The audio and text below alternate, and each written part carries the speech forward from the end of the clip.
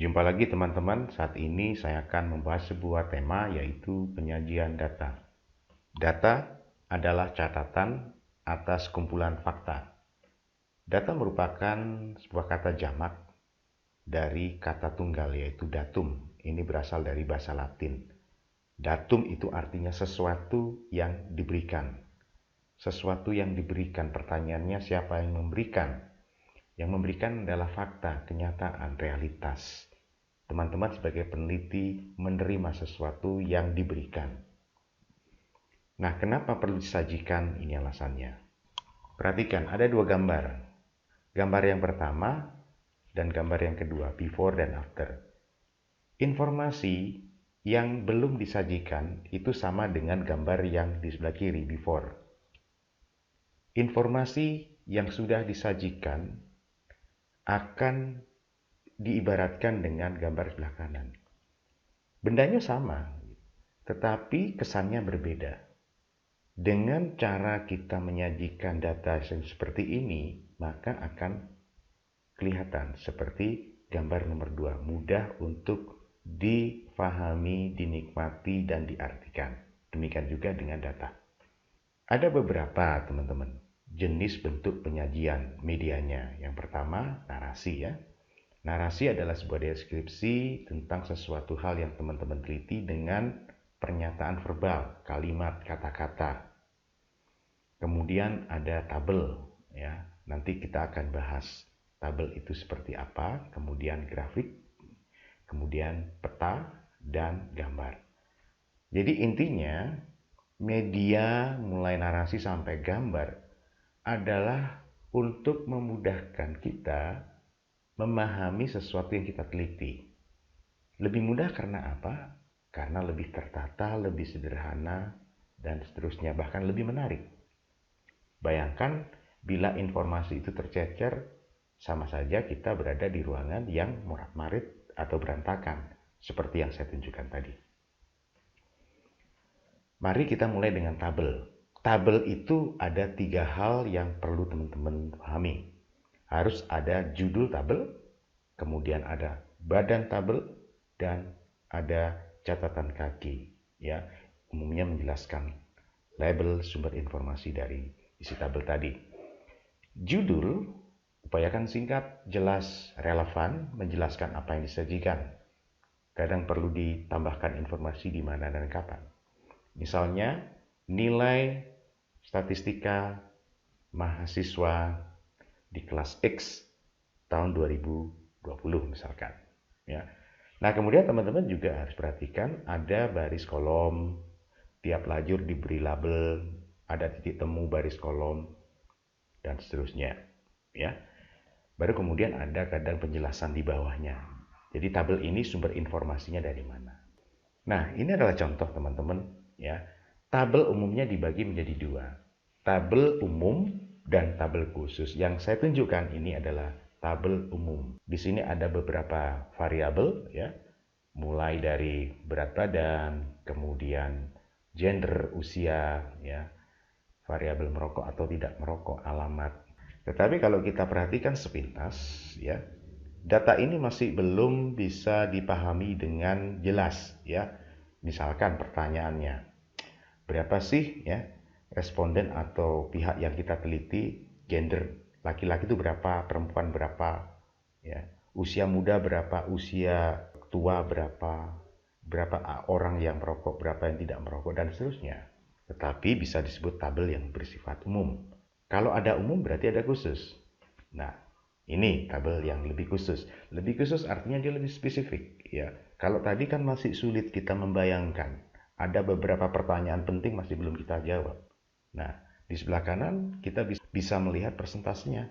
Dari semua jumlah ya, ada 16 orang yang kita amati, dan ini bisa memudahkan kita untuk menafsirnya. Dari sini kita bisa melihat bahwa ternyata pengunjung, misalkan di sini ya, distribusi frekuensi responden berdasarkan kelompok usia ya. Pasien di rumah sakit Y di kota X tahun Y, ternyata yang paling besar adalah mereka masuk dalam kelompok umur 36 sampai 50 tahun. Berikutnya grafik. Grafik terdiri dari judul grafik, ada badan grafik, dan kemudian ada catatan kaki atau keterangan ya. Judul usahakan singkat, jelas, relevan. Kemudian ada badan grafik dan terakhir adalah penjelasan tentang grafik ini.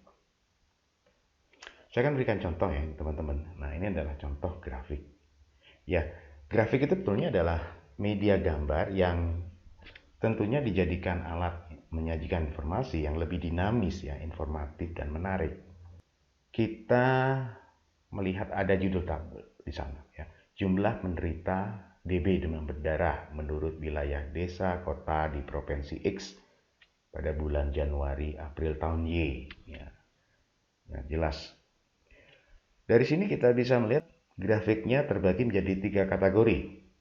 Kota ya, ada warna agak kuning gitu ya. Kemudian ada desa dan kemudian ada desa dan kota. Sebelah kiri ya, bahwa dari 3 kelompok tadi yang paling menarik adalah pada bulan Maret. Di kota itu terjadi angka yang paling tinggi, hampir 90. Sementara di desa ya, dibandingkan dengan kota itu jauh lebih kecil jumlahnya. Apalagi bila desa kota ya, mungkin ini daerah yang berada di pinggiran ya, antara desa dan kota gitu. Nah, di sini akan lebih mudah kita membandingkan ya, penderita demam berdarah berdasarkan aspek wilayah. Kemudian dilihat perkembangannya dari bulan Januari, Februari, Maret, dan April. Dari sini nanti kita bisa juga menafsir kenapa kok terjadi angka yang cukup melonjak di bulan Maret. Nah, kita mencari sebab-sebabnya.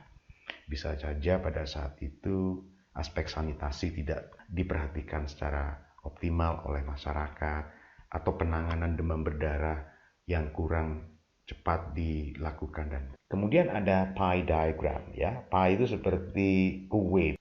Ini namanya pie diagram. Kita melihat sebelah kiri saja dulu, bahwa pie diagram ini menceritakan ya, atau judul tabelnya adalah Race Ethnicity of Women. Jadi wanita ya berdasarkan ras dan etnis terkait atau terdampak ya, HIV/AIDS, di mana informasi ini dilakukan tahun 2005. Di situ ada beberapa kelompok, ada Asian Pacific Islander, ada American Indian Alaska Native, ada Black, ada White, ada Hispanic. Kita melihat bahwa persentase yang tertinggi ya, adalah kaum kulit hitam, baru disusul oleh orang kulit putih, dan yang terakhir adalah Hispanic ya. Hispanic ini adalah sebuah ras, Meksiko, Spanyol, dan seterusnya. Nah, yang paling besar adalah mereka yang berada di kelompok ras kulit hitam. Di sebelah kanan sama juga pie diagram. Judulnya adalah cara yang mood transmisi HIV yang dilaporkan oleh penduduk yang ada di Kalamazoo County Juli tanggal 1 2006 ya. Kita bisa melihat bahwa male sex itu 51,6% ya, bahwa transmisi HIV terjadi ketika ada hubungan antara sejenis pria dan pria. Yang paling besar, baru disusul kemudian oleh 13,5% ya, presumed heterosexual undetermined. Jadi ada hubungan seksual ya antara lawan jenis dan seterusnya. Sehingga dari data ini pengambil kebijakan tentu akan bisa melakukan sebuah tindakan preventif ya, bahwa mengetahui sebab-sebab seperti ini. Nah, ini akan memudahkan kita ya teman-teman untuk memahami data ini juga ya, kita sebagai pihak yang belajar.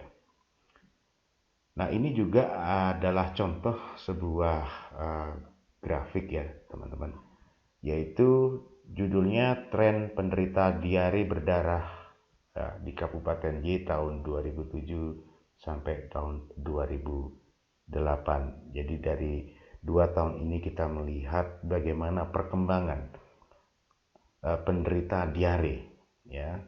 Kalau kita melihat bahwa di tahun 2007 ya, itu pada bulan Desember paling tinggi lonjakannya, ada di atas 120 kasus ya, dibandingkan dari bulan-bulan yang lain ya, ini adalah bulan yang paling tinggi, sehingga ini menjadi sebuah informasi yang sangat penting bagi pemangku kebijakan dinas kesehatan untuk mencari sebabnya ya.